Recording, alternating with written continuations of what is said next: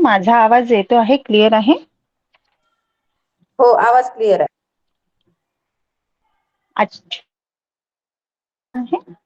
आपल्या प्रत्येक क्षणाला झाण, ध्यान म्हणजे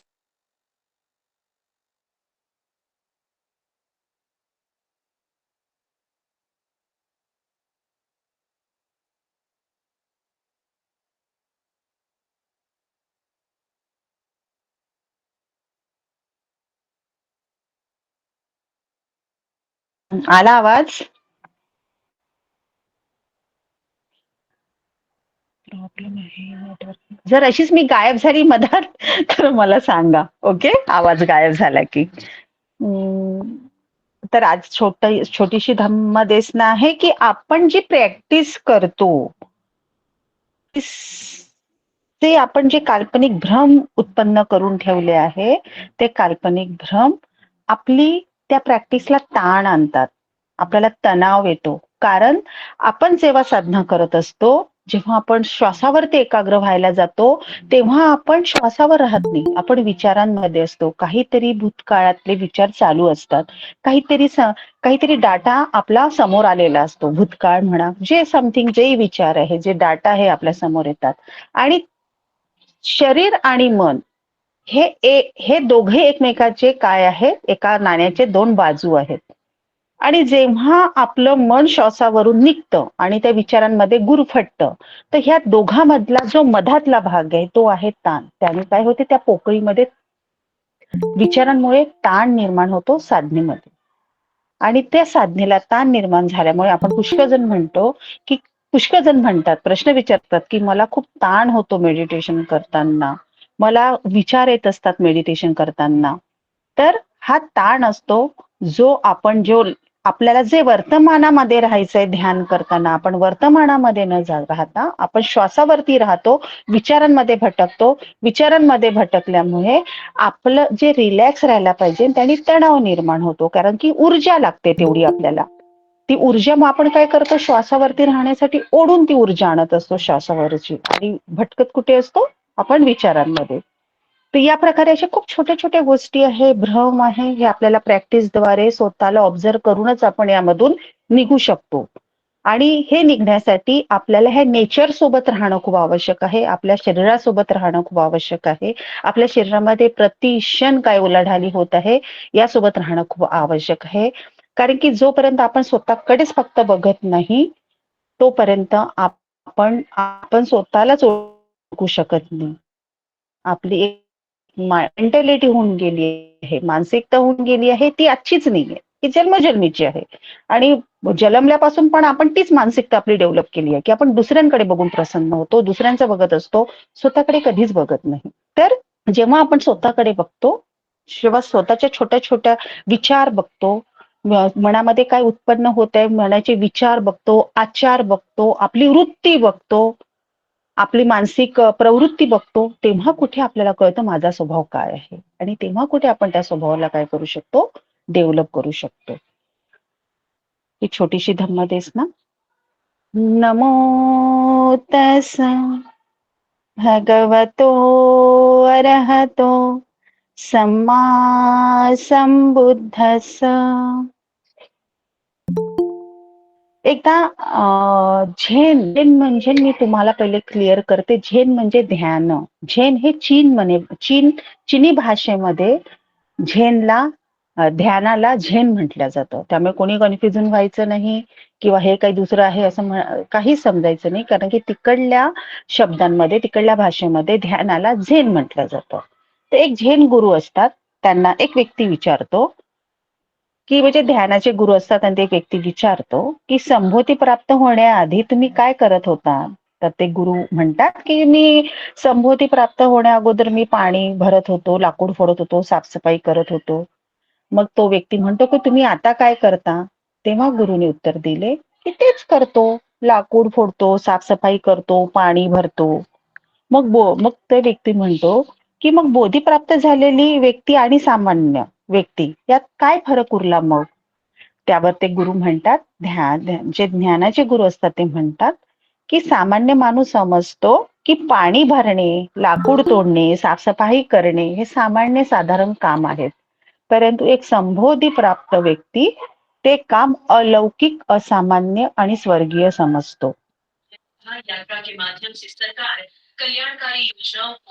इंदू मॅम, तुमचा स्पीकर ऑफ करा.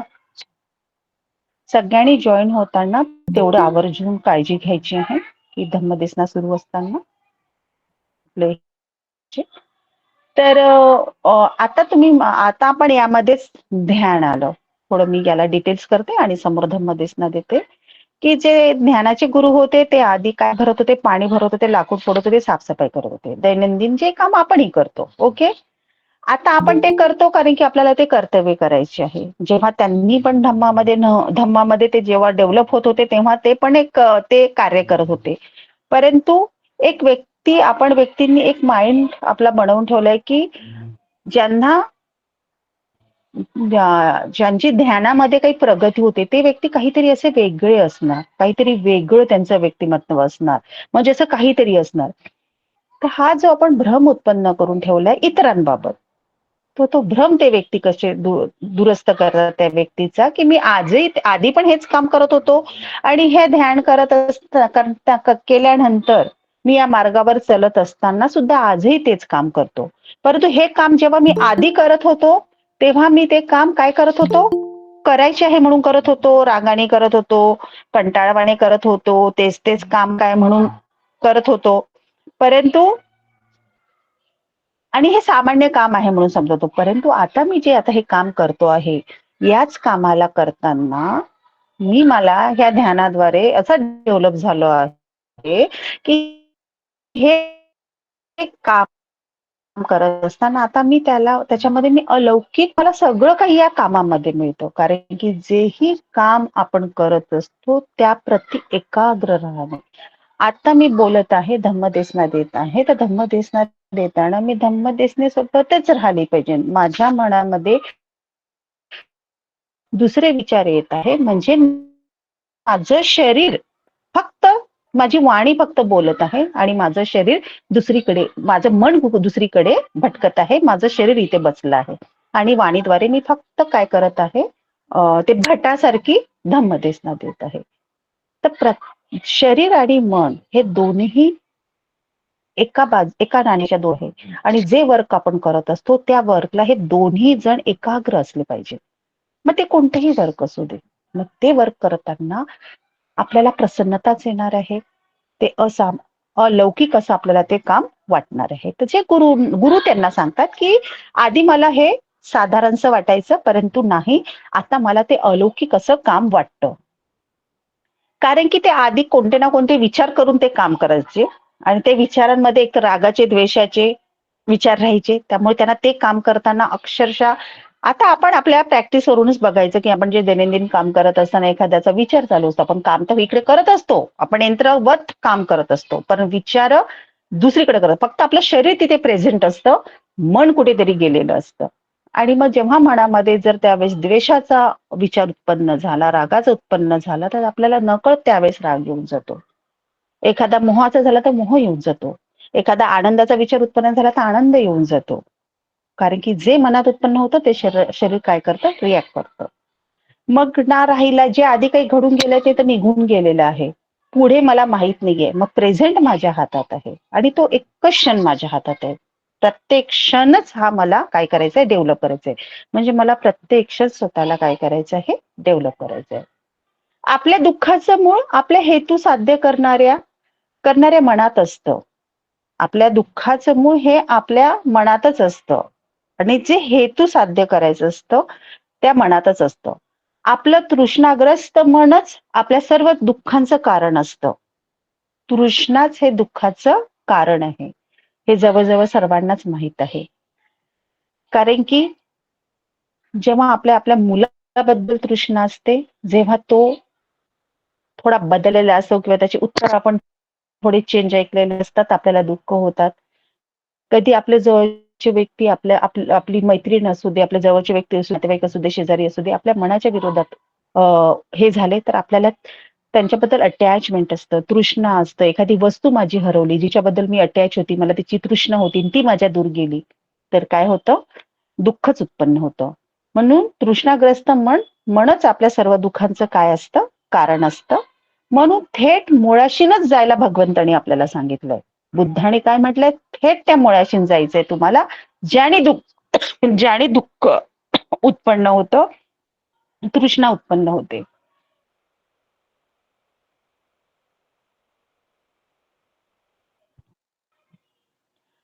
त्याला प्रतित्य समुत्पाद सिद्धांत असं म्हणतात.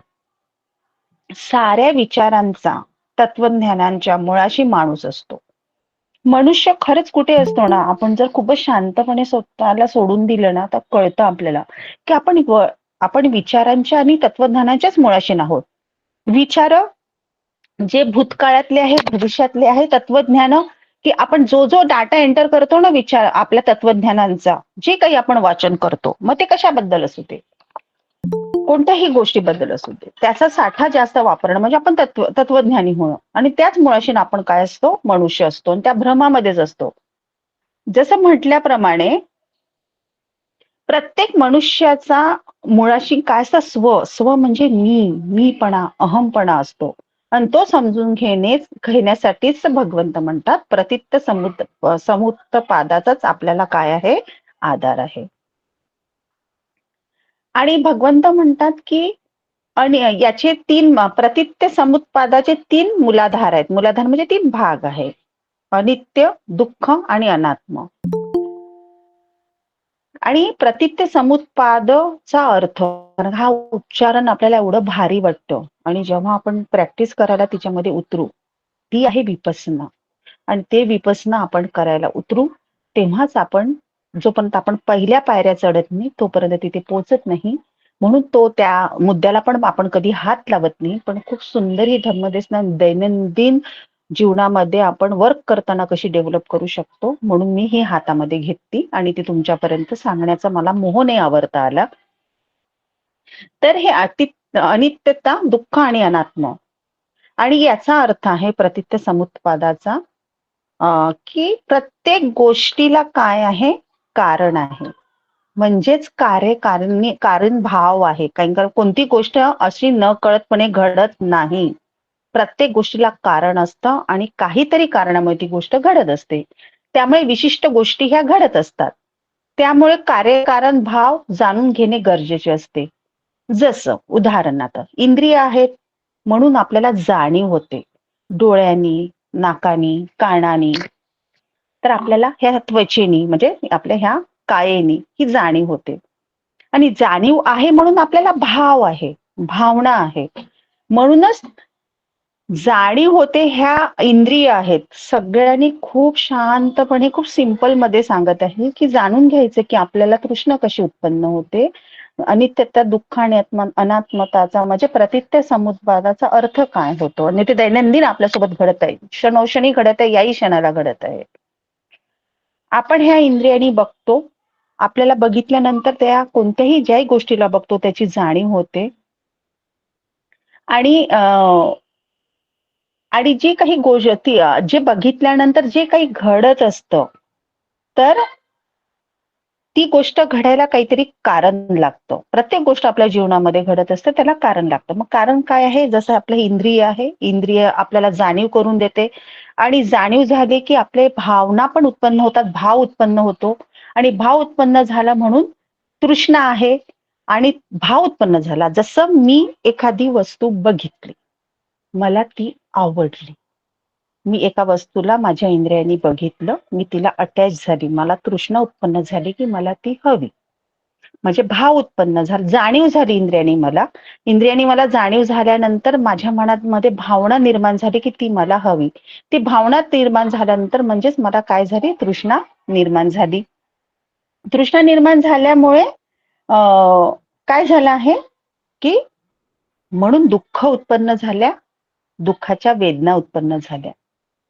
जर मला ती वस्तू नाही मिळाली, मी नाही मिळवू शकली, तर मला दुःख होणार की ती मला नाही भेटली. आणि हे संपूर्ण जगातलं दुःख इथेच येऊन अडतं. कोणाला प्रेम मिळत नाही, कोणाला मनासारखं मिळत नाही, कोणाला आवडतं ते मिळत नाही, कोणाला जे आवडत नाही ते लोक मिळतात तरी दुःख आहे, जे आवडतात ते दूर चालले जातात तर दुःख आहे, मनासारखं घरामध्ये होत नाही म्हणून दुःख आहे, मनासारखं काही घडत नाही म्हणून दुःख आहे. फक्त तृष्णा, आणि तृष्णा आहे म्हणून दुःख आहे, वेदना आहे. जर याच्या उलट विचार केला आपण, की जर समजून जा आपण स्वतःची प्रॅक्टिस वापरतो, डेव्हलप केली आणि आपण उलट घेतलं, आपण जे काही 5 इंद्रियांनी बघतो ते 5 इंद्रियांनी बघितले आणि आपण रिॲक्टच केलं नाही, आपण त्याला अटॅचच झालो नाही, इंद्रियाचा भाग सोडला, तर ज्या ज्या गोष्टीला आपण अटॅच होतो, ज्या ज्या एका एका क्षणाला आपण तृष्णा उत्पन्न करतो त्याला आपण अटॅच नाही राहिलो. ठीक आहे, आली आहे निघून जाणार आहे, भेटली ओके, नाही भेटली ओके. म्हणजे जसं पाणी नाही म्हणून वाफ पण नाही, जर मी उत्पन्नच करणार नाही, त्याला अटॅचच होणार नाही, जर माझ्या जवळ पाणीच नाही तर वाफ सुद्धा होणार नाही. जर मी बीजच कोणतं पेरत नाही तर त्याचं वृक्ष सुद्धा होणार नाही, त्याला फळी लागणार नाही आणि त्याला बीज पण येणार नाही, बीज म्हणजे बिया पण येणार नाही. कारण की आपलं चक्र असंच सुरू आहे. आपण जोपर्यंत निब्बाण आपल्याला प्राप्त होत नाही, आपलं चक्र हेच सुरू आहे की आपली बी पेरल्या जाते, आपण आपलं अंकुर फुटतं, अंकुराचं झाड होतं, झाडाला फुलं फळे लागतात आणि पुन्हा त्याला बी लागतं, पुन्हा ते बी कशामध्ये पडतं, जमिनीमध्ये पडतं आणि पुन्हा ती जन्ममृत्यूची शृंखला सुरू होते. कुठपर्यंत, जोपर्यंत ही शृंखला आपण तोडत नाही तोपर्यंत हेच चक्र आपलं सुरू आहे. आणि हे सगळं चक्र कशामुळे सुरू आहे, मी, तृष्णा, मी म्हणजे मीपणामुळे, माझ्या तृष्णेमुळे हे सुरू आहे. जगातल्या प्रत्येक वस्तूच्या निर्मिती मागे कारण आहे. कारण जे काही आपल्यासोबत घडत आहे किंवा आपल्यासोबत जे काही होत आहे त्याला काय आहे, कारण आहे. ते विनाकारण घडत नाही. जसं अस्मितं सती इदं भवती, याचा अर्थ आहे, हे पालीमध्ये आहे, अस्मितं सती इदं भवती. पेराल ते उगवेल. तुम्ही जी बी पेराल तेच उगवणार आहे.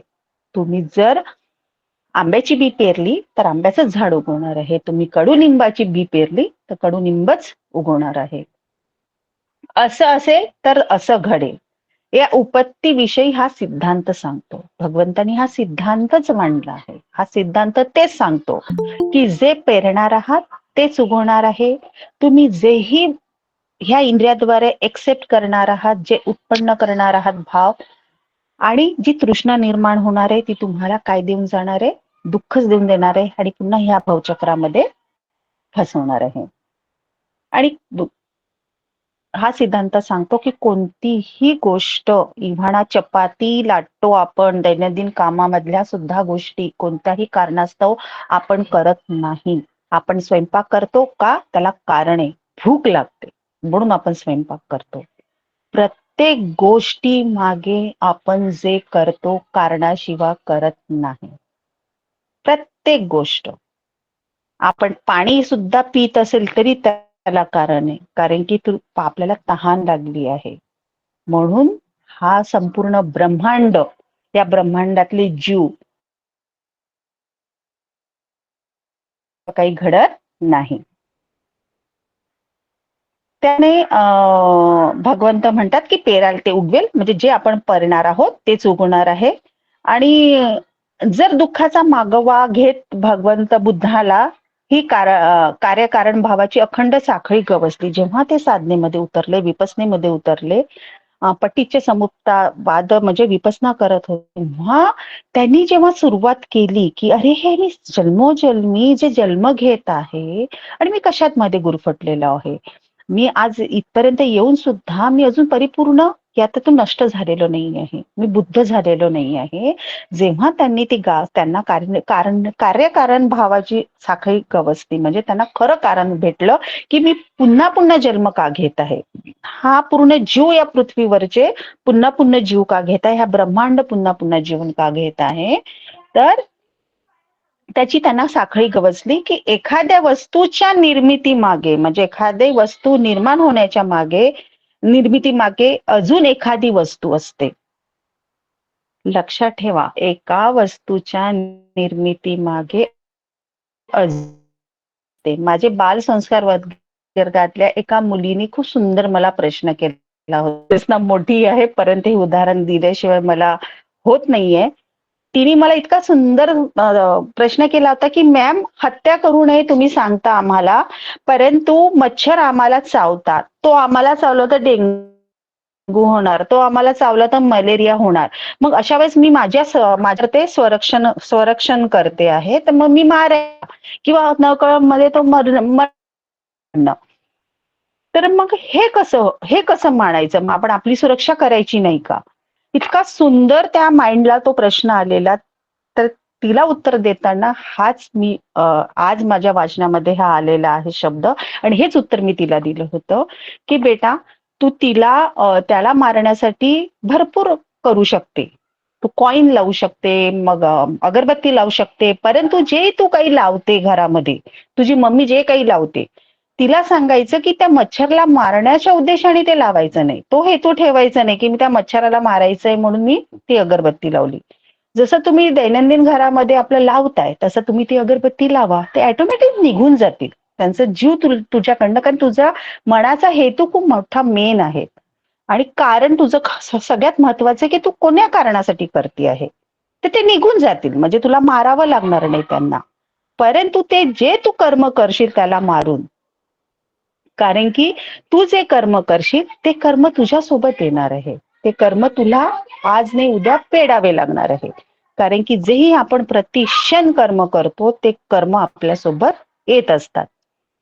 मग ते बोलली, हे कसं मॅम? तर मी म्हटलं, बेटा, जसं आपण जंगलामध्ये बघतो की सिंह कोणाची हरणाची शिकार करतं, आणि सिंहाची शिकार कोणतरी पाठीमागे दुसरा करत असतो, त्याला कोणीतरी चावतो किंवा जे मोठे मोठे अजून त्याच्यापेक्षा प्राणी आहे ते त्याची शिकार करत असतं. प्रत्येक जण त्याच्या मागे कोणी ना कोणी साखळीसारखं जोडलेलं आहे. म्हणजे जे मी कर्म करत आहे, मला असं वाटते की मी समोरच्याचं करत आहे, माझ्या पाठीमागे काहीच नाहीये, पण माझ्या पाठीमागे सुद्धा कर्म उभे आहेत. म्हणजे मी करते आहे, समोरच्याचं जर मी वाईट करत आहे, तर माझ्या पाठीमागे सुद्धा माझं वाईट करणारा उभा आहे. म्हणजे मी ज्या क्षणाला मी मधात आहे, मी वर्तमानामध्ये आहे, मी वर्तमानामध्ये जे कर्म करत आहे ते माझ्या भविष्यामध्ये तेच कर्म मला वापस येणार आहे, आणि मी जे आधीचे केलेले आहे ते कर्म माझ्या पाठीमागून चालत आहे. ही साखळी आहे, ही कुणाला चुकली नाही, ना प्राण्याला चुकली ना मनुष्याला चुकली. तर जे भगवंत म्हणतात की एखाद्या वस्तूच्या निर्मिती मागे, म्हणजे एखादी वस्तू जी निर्माण होते तिच्या मागे दुसऱ्या वस्तूचा काय असतो? हात असतो, ती वस्तू असते. म्हणजे जसे माझे कर्म बनत आहे, जर मी कुणाचं काही वाईट केलं असेल किंवा मी खूप कोणाचं चांगलंही केलं असेल, तर माझ्या पाठीमागे माझं चांगलं करणारा सुद्धा उभा आहे. आणि मी जर वाईट केलं आहे तर माझ्या पाठीमागे माझं वाईट करणारं उभा आहे. कारण की हा निसर्ग आहे, तो तुम्हाला तेवढ्याच स्पीडनी तुमचे कर्म वापस करतो. तुम्ही जे समोर तोंड करत असताना चालत जे करत राहणार आहात तेच पाठीमागून तुमच्या येत राहणार आहे. म्हणून वर्तमान प्रत्येकाने प्रत्येक क्षण आपला चांगला घडवायचा आहे, कारण की ते आपलं भविष्य ठरवतं.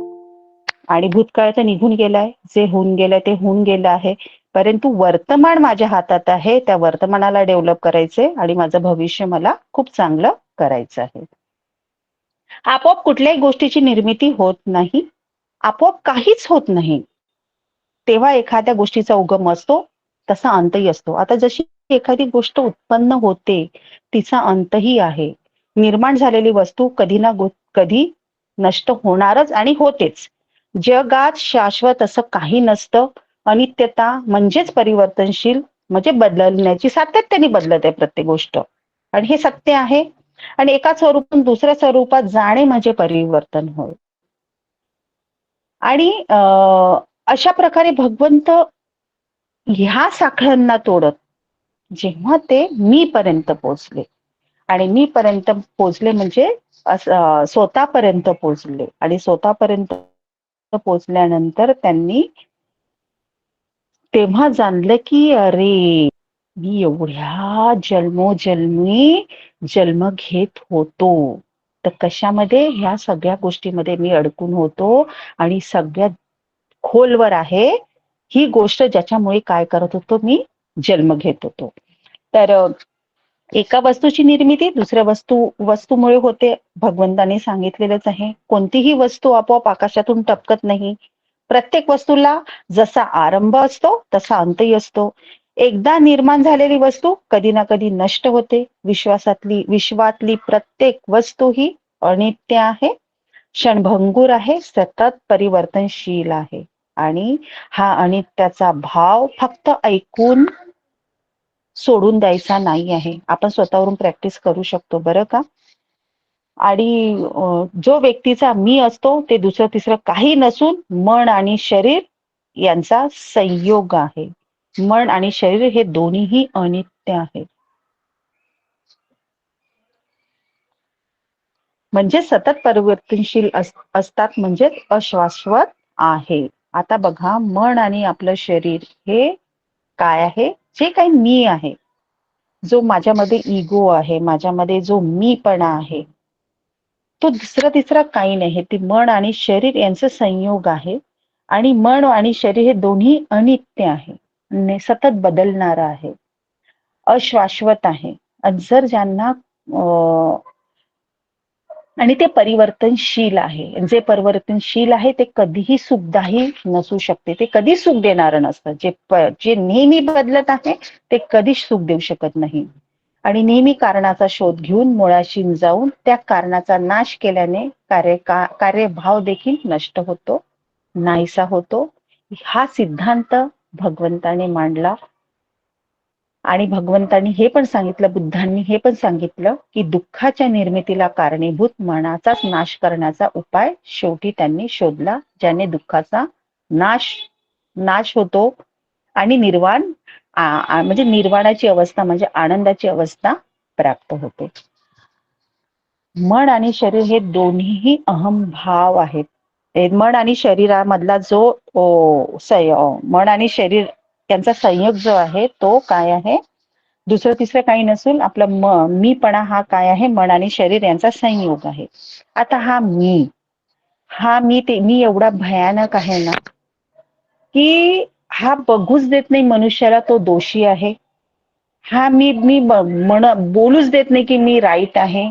हा मी कधीच काही बघत नाही.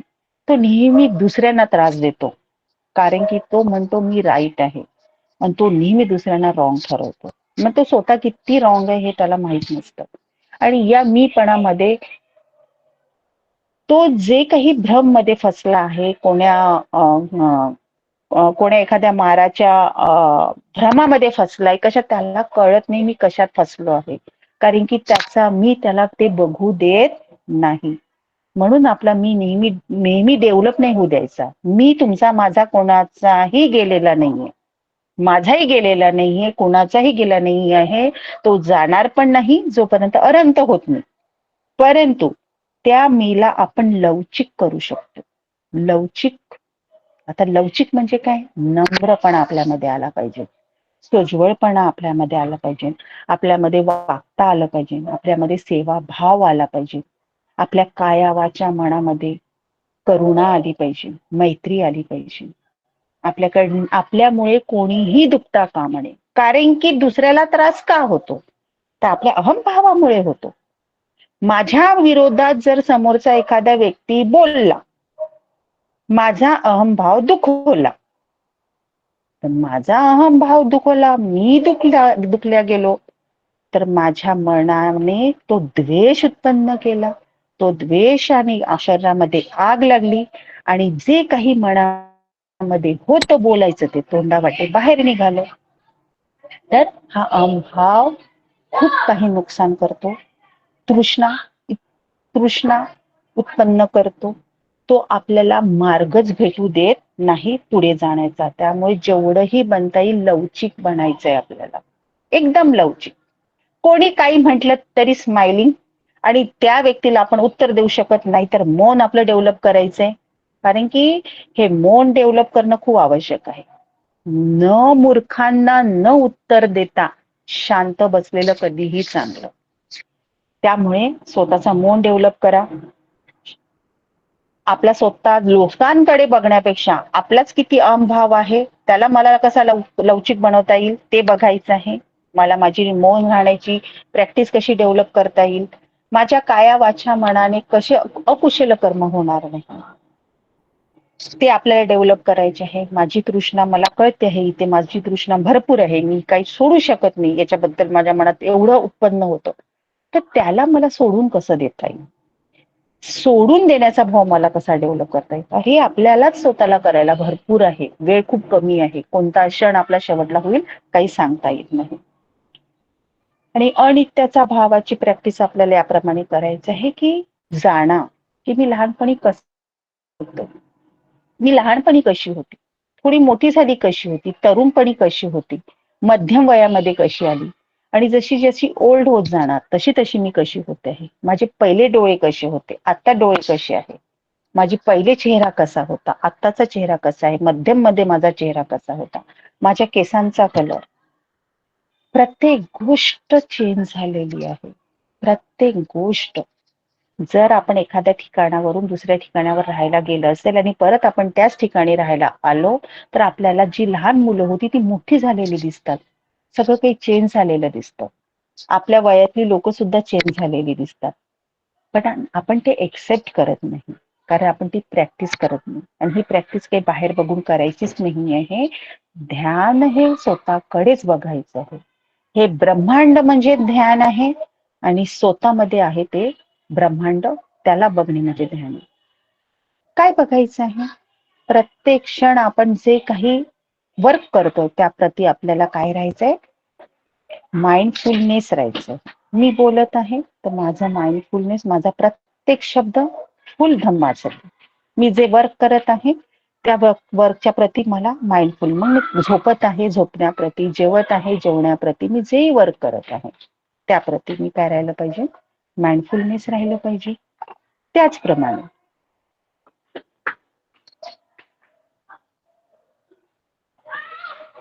आपण म्हणतो प्रत्येक क्षण मला राहायचंय. हा प्रत्येक क्षण मग 2 क्षण होईल, मग 3 क्षण होईल, मग 4 क्षण होईल आणि मग 1 मिनिट.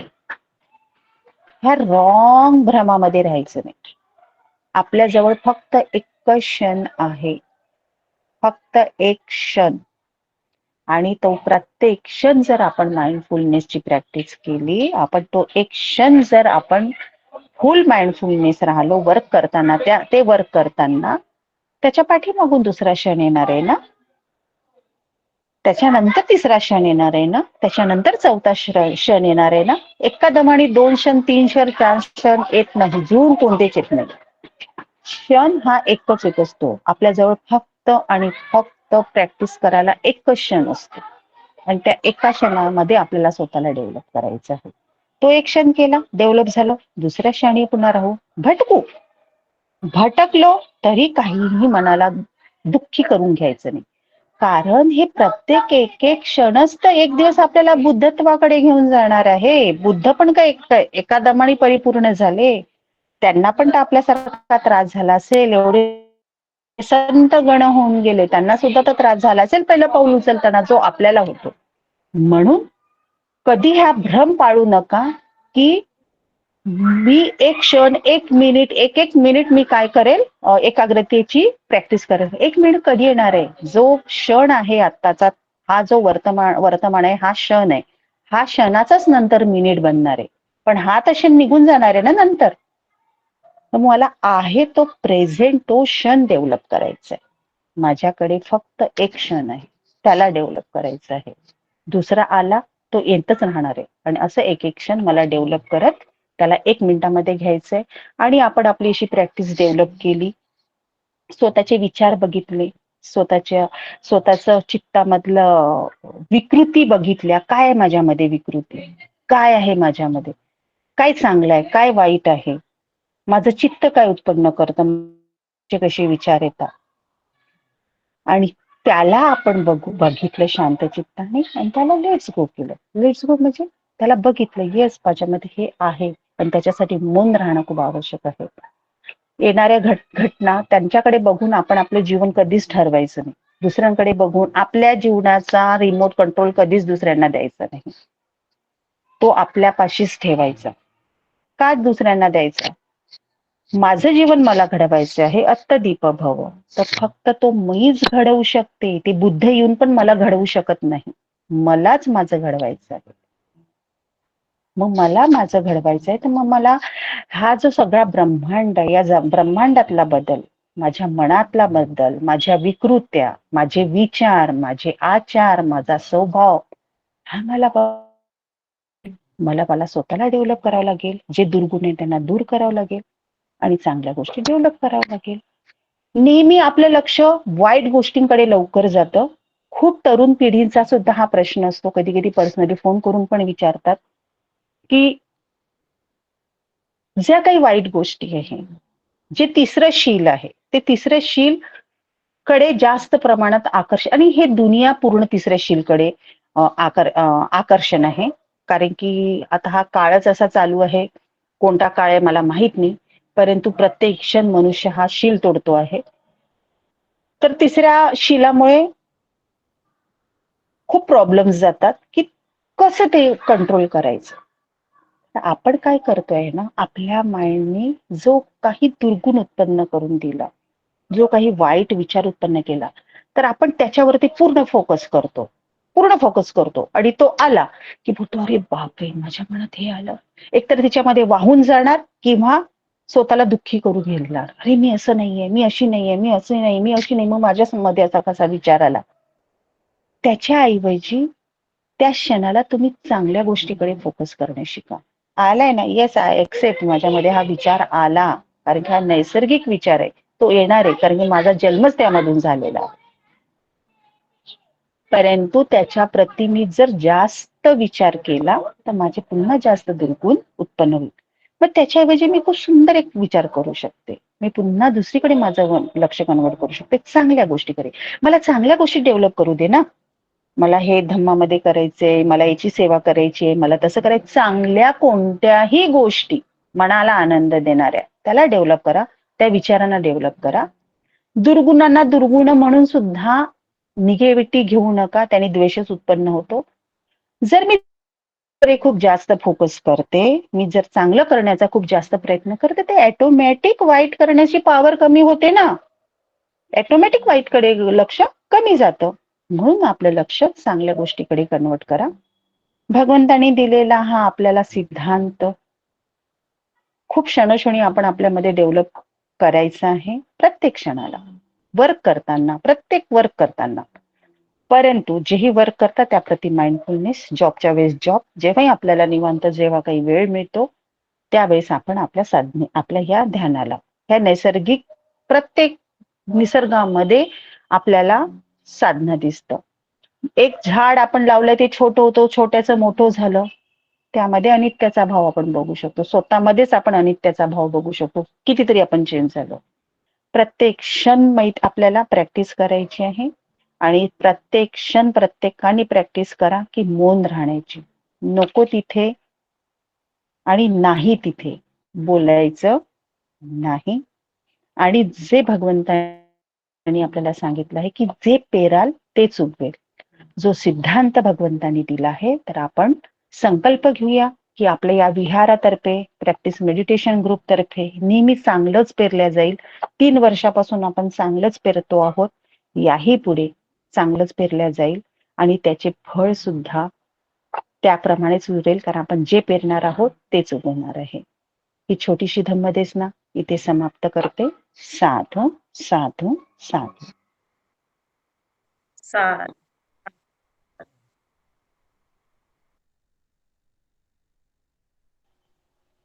रेखा मॅम कंटिन्यू करून घ्याला.